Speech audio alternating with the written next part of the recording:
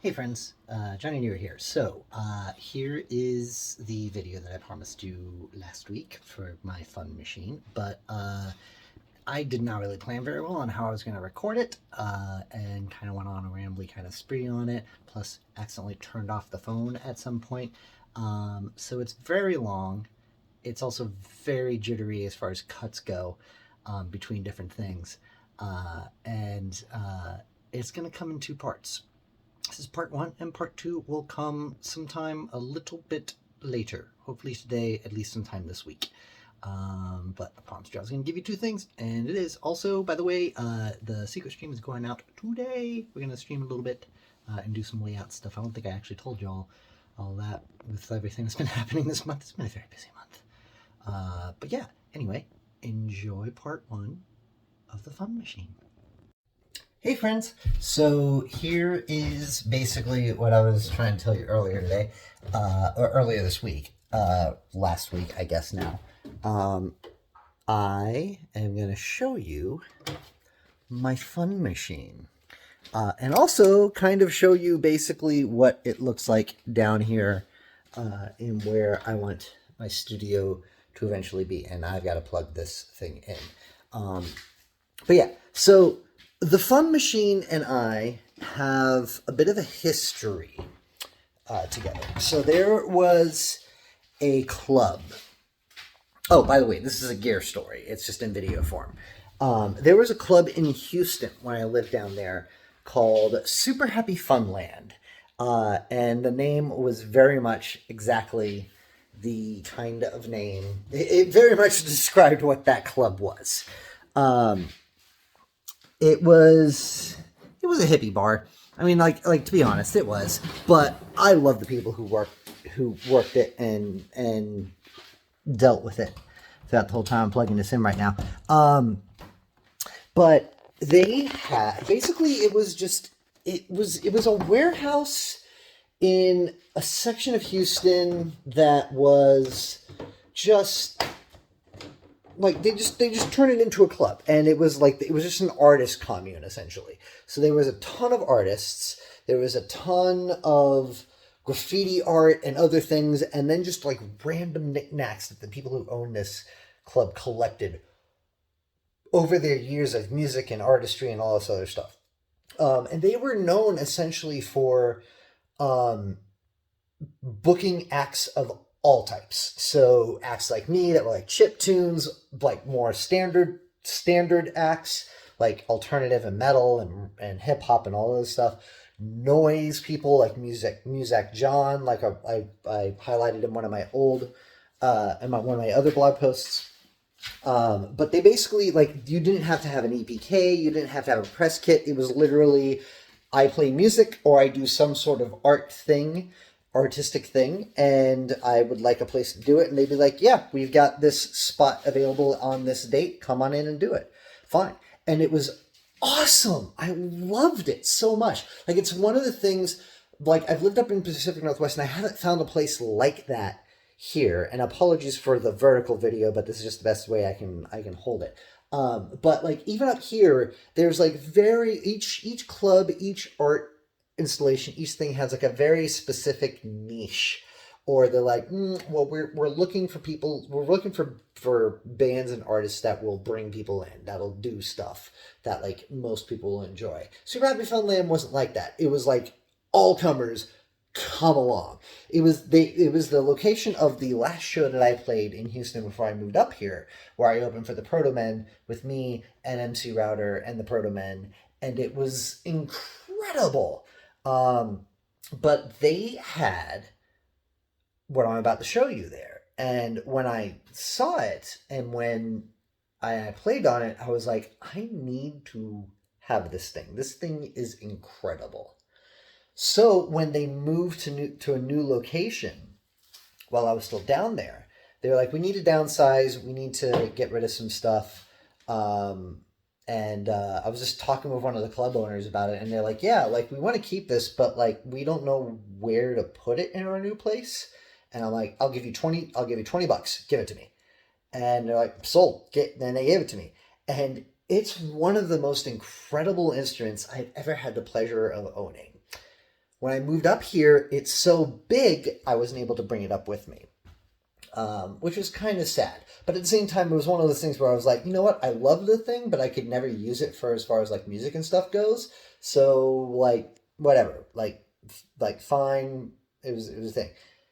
Then a year or so ago, 2 years or so ago, because the pandemic has happened, I was on Facebook and saw someone selling one up here for like $50, and it was in much better condition, but it was like super cheap. And I'm like, yes, I want it, I get it, I got it, and I did.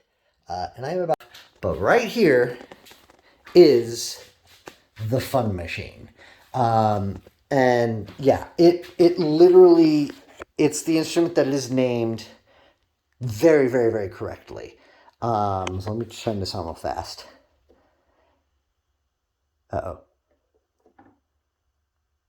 Uh-oh. You gonna work for me?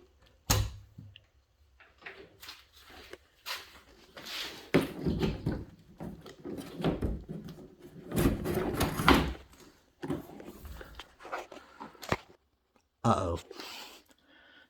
Hold on. Oh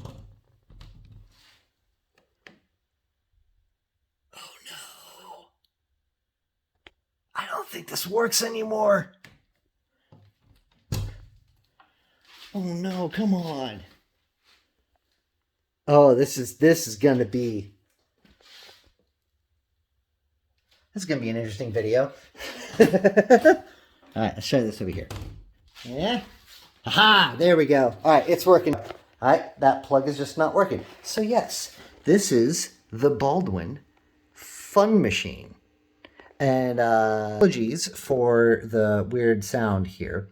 But I don't have any way of professionally recording this down here right now. So you just get the camera thing. But yeah, so it's basically a piano, and you've got all these nice little settings and buttons and all these other things in a synthesizer, and then you've got this little volume thing down here.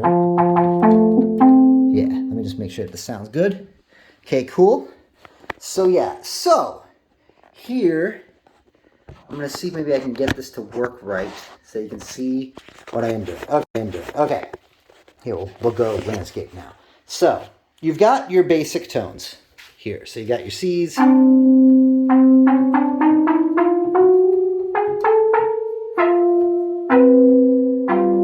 Polyphonic for all you synth people out there. Then you've got these over here that gives you, not these over here that gives you your different sounds. So I've got everything pressed. I've got the vibro harp pressed in right now. Let's press that out, press the piano in. Oh, I got all these, I got the banjo and the auto mute, okay. So it's got a basic sound on it a little bit. So like we got a flute, we got like a trumpet, we got like a harpsichord, some Preak pattern 1. Oh, that doesn't do anything.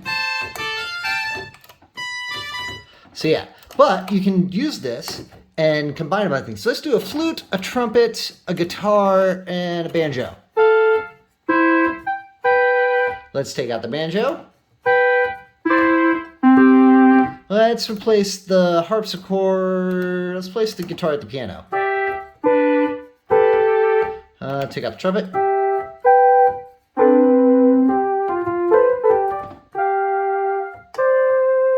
So that's cool.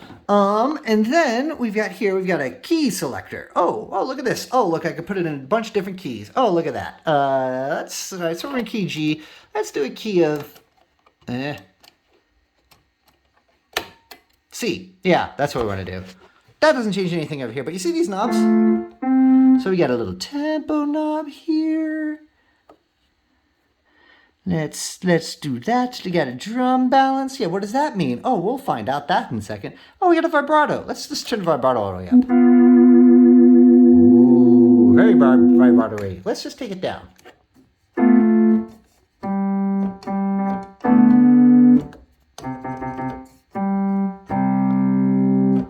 Turn it back up.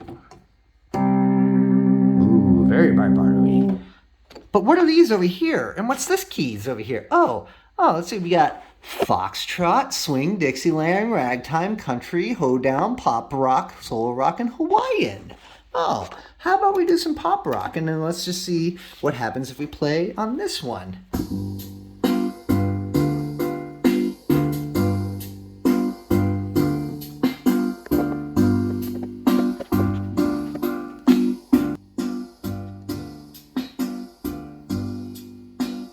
Yeah, look at that groove. That's a little too slow. Oh, we've got the percussion pattern going over here. So let's turn that off. That's not what it is. We got this. So, this drum balance chord. So I can turn it up, get a loud drum balance, we can have nothing. Or a low drum balance. Or I can just keep playing. But if I press it down, or if I pull it up, now it's off. But it'll still play. So yeah, that's part one. Like I said, it was very disjointed and ended abruptly because I somehow turned off my camera at some point. But it ended up being over 10 minutes long, and I want to keep them kind of short. So you get it in part one, and part two will either come later today or later this week. It's already in the thing. I just got to put these little bits on the end of it and then edit it down so like all the relevant stuff is still in there. But yeah. Thanks y'all for being Patreon subscribers. Thank you all for supporting me so much, and I'll see you Thursday.